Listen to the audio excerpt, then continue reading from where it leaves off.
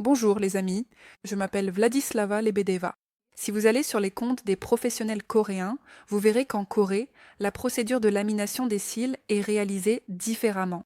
En Russie aussi, la technique coréenne gagne actuellement en popularité. J'enseigne également la technique coréenne. J'ai un cours en ligne sur cette technique. Mais chez nous, en Russie, cette technique est tout de même adaptée à nos matériaux, à nous en général. Et chez nous, la technique est un peu différente. Après avoir observé les professionnels coréens, j'ai décidé de reproduire exactement leur technique, celle qu'ils montrent dans leurs vidéos.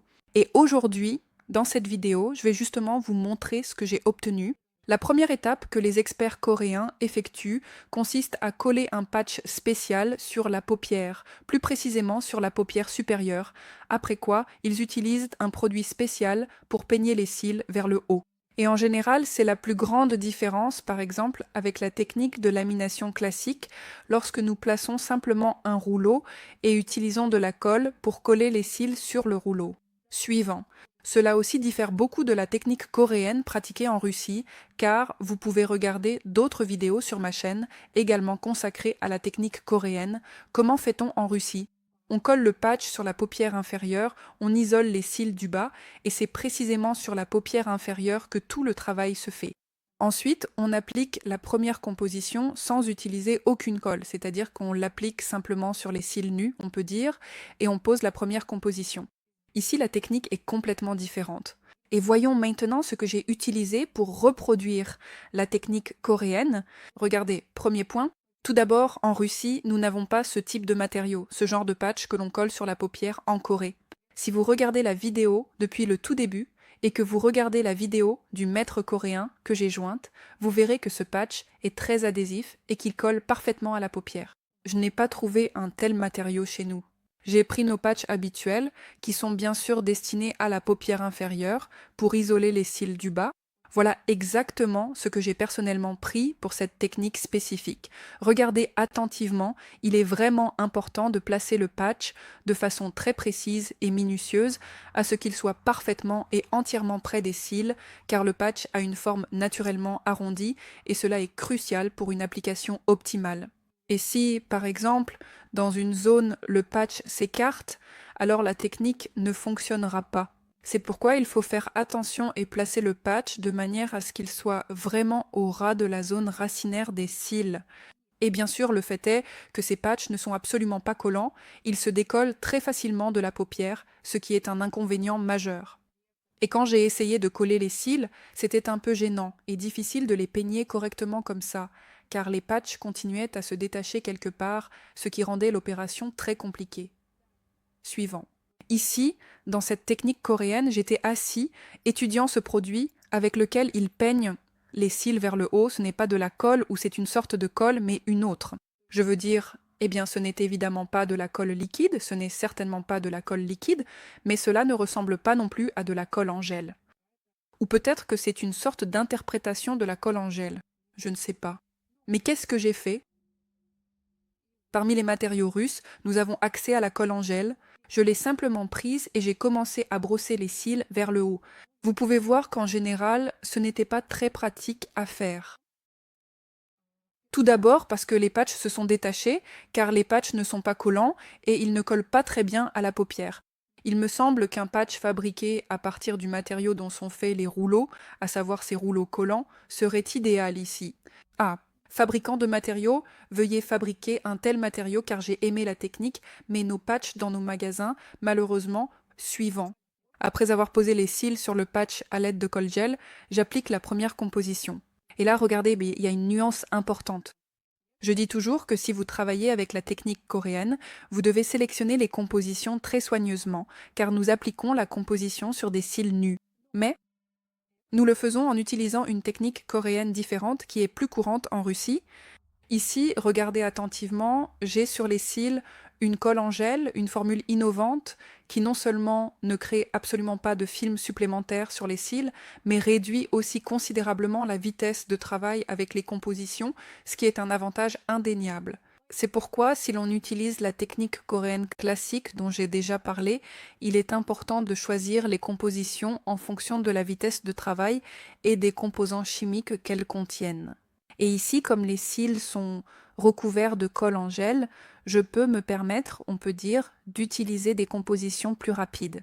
Et ici, je travaille avec les compositions Sigma, mais uniquement parce que mes cils sont dans la colle en gel.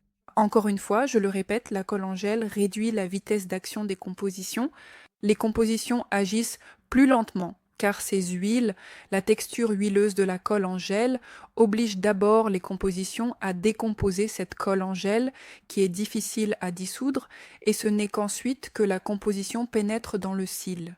C'est pourquoi, oui, ici j'utilise des compositions rapides, mais si l'on utilise une autre technique coréenne où la composition est appliquée directement sur les cils nus, alors dans cette technique, je ne recommande pas d'utiliser les compositions Sigma car elles sont trop rapides. Cela peut ne pas être sans danger. Ensuite, je retire la première composition. Ensuite, j'abaisse le patch sur la paupière inférieure et je place le rouleau. Ici, en ce qui concerne le choix des rouleaux, tout est exactement pareil que dans notre technique coréenne plus habituelle, disons. Ici, je vais utiliser les rouleaux de Katia Vinogradova. Je les choisis en fonction de la taille, afin que les pointes des cils atteignent l'extrémité de la surface de travail du rouleau. J'ai une grande vidéo séparée consacrée aux rouleaux de Katia Vinogradova. Dans cette vidéo, je parle en détail précisément de ces rouleaux, comment les choisir, comment travailler avec, en quoi ils diffèrent, etc. Si cela vous intéresse, allez voir. Que se passe-t-il ensuite ici? Comme mes cils étaient déjà dans la colle gel, ici je n'utilise pas de colle supplémentaire. C'est-à-dire que je pose simplement les cils sur le rouleau, c'est-à-dire que les résidus de colle gel que j'ai ici fixent bien les cils sans qu'il soit nécessaire d'ajouter encore de la colle. Mais en général, si besoin, on peut aussi utiliser de la colle supplémentaire pour éviter que les cils ne se décollent à nouveau. Ici, la même règle s'applique que dans la technique classique habituelle. À l'étape, la deuxième solution, et de préférence jusqu'à la fin de la procédure, les cils doivent rester sur le rouleau. Si les cils se décollent, il n'y aura ni courbure uniforme sur un même plan, ni beau laminage homogène, car certains cils risquent même de ne pas prendre la forme du rouleau et de rester pratiquement droits. En ce qui concerne la pose des cils, tout le monde cherche à obtenir des cils parfaitement alignés pour que chaque cil soit idéalement placé à sa place. Mais en réalité, ce n'est pas le plus important, ce n'est pas cela qu'il faut surveiller. Il faut avant tout faire attention à ce que le cil épouse bien la forme du rouleau, car le rouleau sert en quelque sorte de moule, de forme pour le cil. C'est-à-dire que nous détruisons les liaisons dans le cheveu à l'aide des produits. Et la courbure obtenue dépend ensuite de la forme spécifique du rouleau utilisé. Ici, il est important non seulement de bien choisir la marque appropriée du rouleau, non seulement de choisir la bonne taille exacte pour les cils, mais aussi de bien positionner les cils avec précision lors de la pose, afin d'obtenir un résultat optimal et une courbure parfaite. Regardez votre pose de côté. Voyez-vous que le cil suit exactement la forme du rouleau? Regardez le cil, de la racine jusqu'à la pointe. Est-ce qu'il a vraiment cette boucle, cette courbure? Parce que je vois très souvent que les techniciennes tirent trop sur les cils, les tendent tellement fort sur le rouleau que la paupière du client se retourne, les yeux ne s'ouvrent presque plus et le cil dépasse ce point de courbure. C'est-à-dire qu'au point de courbure du rouleau, la paupière est retournée, mais le cil repose sur une surface plate. Si vous regardez le cil de la racine jusqu'aux pointes et que vous voyez qu'il est parfaitement droit, même si vous travaillez correctement avec les produits, il n'y aura aucune courbure, tout simplement parce que les cils ne suivent pas la forme du rouleau. En fait, plus précisément, il la suivra, mais il restera en position droite. En conséquence, la courbure sera droite. En réalité, ce n'est même pas une courbure, c'est juste un cil droit. Et je remarque souvent que les professionnels ne voient tout simplement pas cette erreur. Autrement dit, les professionnels tirent trop sur les cils, mais pensent que tout va bien.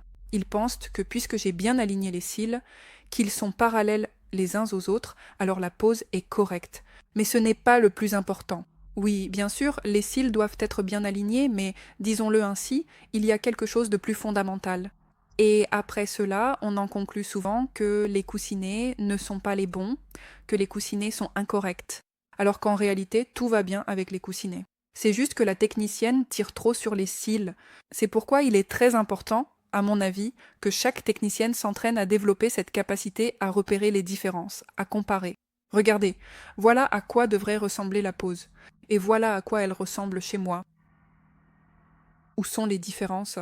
Qu'est-ce qui ne va pas? Pourquoi cela ne va-t-il pas? Il est important de voir ces petits détails dans le travail.